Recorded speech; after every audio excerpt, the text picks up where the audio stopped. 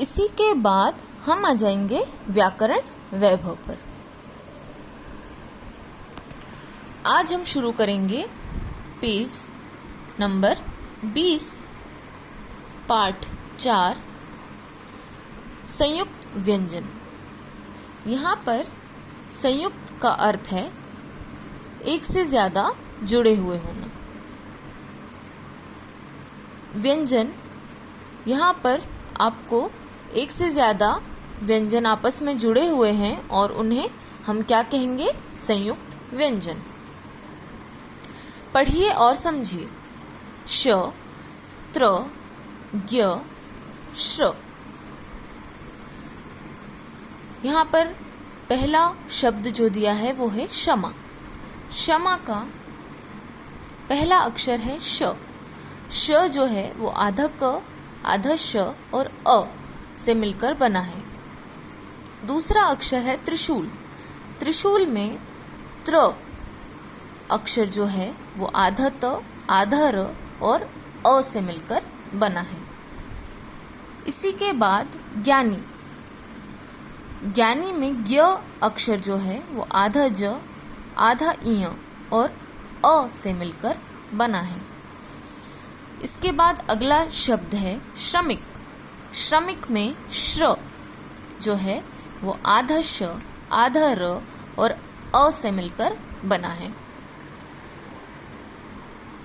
ऊपर दिए गए शब्दों में श, त्र, ज्ञ और श्र संयुक्त व्यंजन हैं। ये सारे क्या कहलाते हैं? संयुक्त व्यंजन। संयुक्त व्यंजनों में पहला अक्षर आधा। पहले अक्षर क्या है इसमें? आधे आधे हैं। स्वर के बिना और उसमें स्वर उपयोग में नहीं आता है। क और श जो है वो क्या है? व्यंजन है। त और र क्या है? व्यंजन है। ज अ व्यंजन है। इय अ जो है वो स्वर है। ज और इय व्यंजन है। श र व्यंजन है, अ स्वर है। तो क्या कह रहे हैं यहाँ पर कि संयुक्त व्यंजन में पहला अक्षर आधा स्वर के बिना, स्वर नहीं होता उसमें और वो आधा होता है। और दूसरा अक्षर पूरा। दूसरा अक्षर क्या होगा? पूरा होगा और उसमें क्या होगा? स्वर के साथ होता है, उसमें स्वर होगा, स्वर का उपयोग होगा। अन्य संयुक्त व्यंजन। अब हम क्या देखेंगे? अन्य संयुक्त व्यंजन जैसे बच्चा। अब यहाँ पर बच्चा अक्षर दिया है।